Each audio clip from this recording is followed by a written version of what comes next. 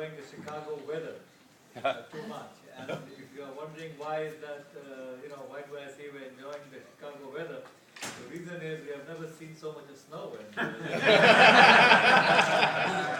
coming as we do from India, I mean, that itself is something unusual. So we spent our time during the blizzard about 10 days ago, just rushing all over the place and trying to enjoy it. We didn't, of course, have to shovel any of the snow, so that was easy. But unfortunately, after that, she's got a cold and she's trying to recover. So excuse the fact that she's not with us this morning, but we'll probably see her later in the day. I'm delighted to be in the pets, as I've been telling some of the other groups, because the pets is something that I have always wanted to attend, the multi-district pets. We don't have this in many other parts of the world. We do have pets everywhere, but multi-districts, I think America first started off with, is spreading now to other parts of the world. As I was again mentioning earlier, there was a time when we were not sure in the board. This was way back, and not Herb Brown. Herb is from your area, by the way. Herb was my president. I was on the board when Herb and Jan led the organization. So, and one of the first persons that Vinodha and I, my wife and I, came down to see was Herb Brown after the decision of the nominating committee. So, and we spent 2 days here in Florida with people whom we have admired very much. But the next year, the president, he was not in favor of multi-district pets. For some reason, I'm not sure, at this point in time, he thought it didn't work. And so we suggested, I remember, an amendment to the board saying that let us try it out for a period of 5 years. If it works with those districts who want to have it, maybe it's something that we can look at later on. So it passed in the board, and so here we are. I'm glad to see multi-district pets are now spreading to other parts of the world, Europe and Australia this year. President Ray right now is in Australia attending a series of multi-district pets over there. So I'm sure they must be meeting a great need of Rotary, and I've been told that how inspired and how motivated everyone goes back from here, having connected with other Rotary districts, as well as being inspired by what you hear over here. I'm not really going to talk too much about the theme and things like that, because you know all about it. You have perhaps read about it and heard a little bit about it. But I have been talking to all the other groups that I've been visiting this morning about my 3 areas of emphasis. And the first, of course, is the family. And I think it's time we got back to talking about the family. I'm not talking about anything new, anything different, anything that one doesn't know. Family is where we all start, but perhaps we lost focus in Rotary to the extent that we needed to have. And I'm just trying to bring it back, that's all. That's all that we're really trying to do. Family is what really gets us all going. Yet, we start out as individuals, and I have focused on the strength of the individual. We talk about community in Rotary. Rotary Club is community-based, but I think it's the family that really gives us our base, our strength, and our direction, our future. Everything starts from there. The parents that we live with, the children that we have, they're all coming close together. I think that's what life really is all about, having a great family. And all that I wanted to do was to bring our attention back again to the family. And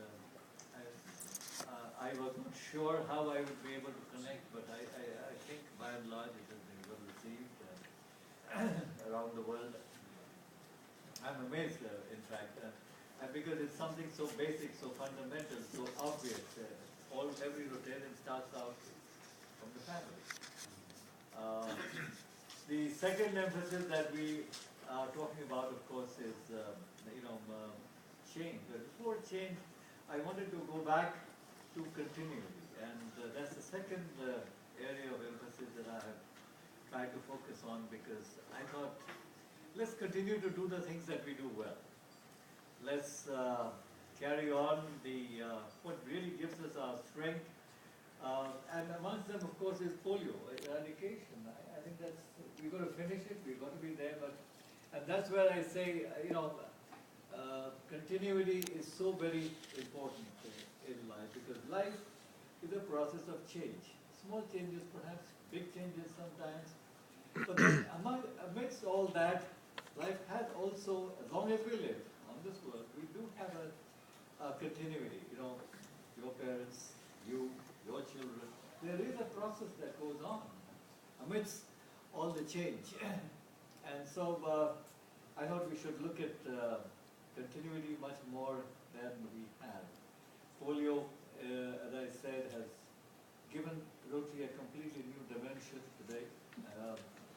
More than the fact that here we are, it has given us the confidence and the belief that yes, we can get together to eliminate, eradicate a disease from the world. I think it's given us a real insight into what Rotary as an organization is really all about. Existing as we do in communities around the world, the reach and the depth that we have, the scope that we really possess, I think that realization is coming to us today, much later, as we are on the verge of eradicating polio. Polio is about to be eradicated. We are much closer than this. It's almost gone. It's okay, because the most affected, the most critical areas of India have not had a polio case now for the last 1 year. And that is a huge thing, because these are the states of Uttar Pradesh and Bihar. There have been a few stray cases in India, but that is not coming in the most critical areas. And that's a huge, because we have been focusing on that. So while we do that, it's possible there will be, and you have heard Bruce Aylward from WHO talk about it so many times. If polio is going to go, and of course polio is going to go, it's going to go like this. There will be a few cases here and there, and then only it's going to disappear altogether over a period of time. Give it another 3 years. That's the time when we got to keep on doing the immunization and making sure that the cases stop occurring. India and Pakistan have an open border, a porous border, and so sometimes people they don't need visas really. They don't care for visas, so they don't go through the normal customs and the official route, but they just walk across on the other side, just like you do with Mexico and America do in some parts, I guess, in Texas. So I guess that's what exactly that's what happens around there too. And I think if India doesn't have polio, neither will Pakistan have. Afghanistan is not really a problem. It's very remote, very few cases. And believe me, the only reason why we have taken this time, because people have been not taking doses. There is no other reason. They have not been taking doses because of many reasons. Either it doesn't get there. There are places where you have to go for 2 days to just take the vaccine. If you don't have a vaccine carrier, if the temperatures are warmer, and they are much warmer than you have in this part of Florida, out there in Pakistan where the temperature might be 45 degrees centigrade, so, I mean, it's difficult to protect all of them. So, by the time it goes, even if the drops have been taken, they're useless. I've gone to places in the state of Bihar about which you might have heard. There are no roads. You have to go across 2 rivers to go to certain villages. And then we have gone and given drops.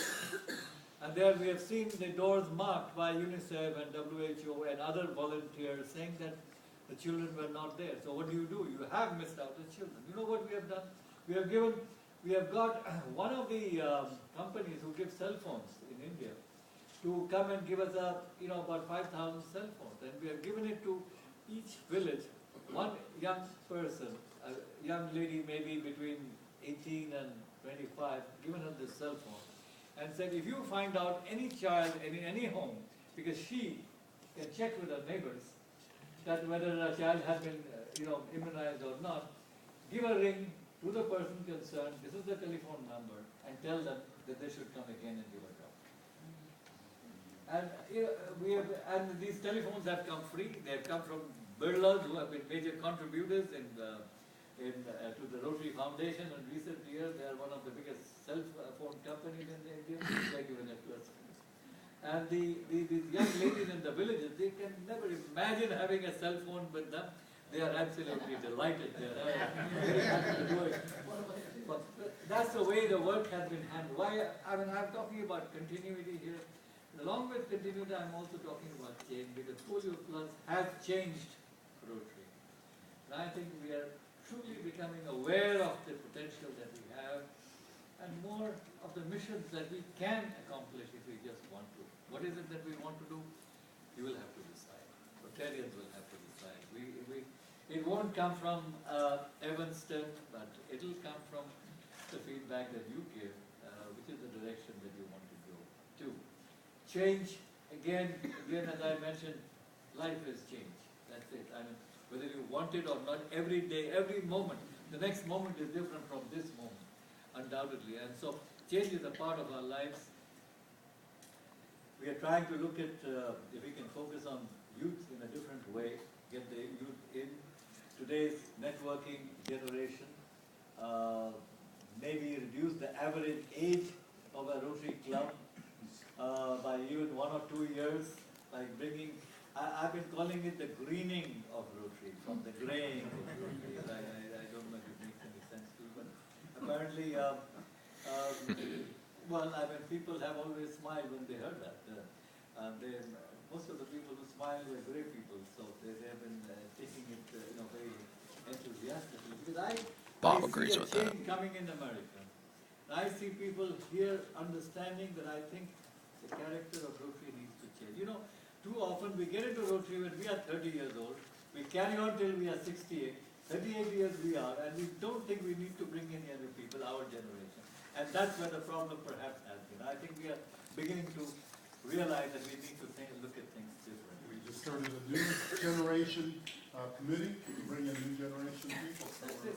It is beginning to happen, and I think America is going to change within less than 5 years. Take it from me, and I can have the perspective from outside to come and talk about it.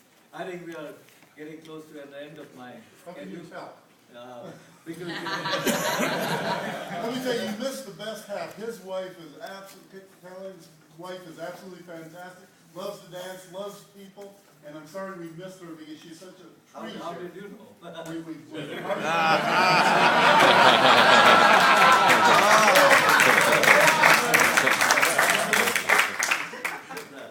Needless to you and said, hey, I Oh, want okay. you to call me about that. Thank you very much for. Is there anything else you want to share before the No, if takes you out of there? if they have any 1 or 2, if we have a time for any questions or any. We're running a little late. Okay. All right, we'll catch up with you at lunchtime. Lunchtime. Great guy, great life, great president.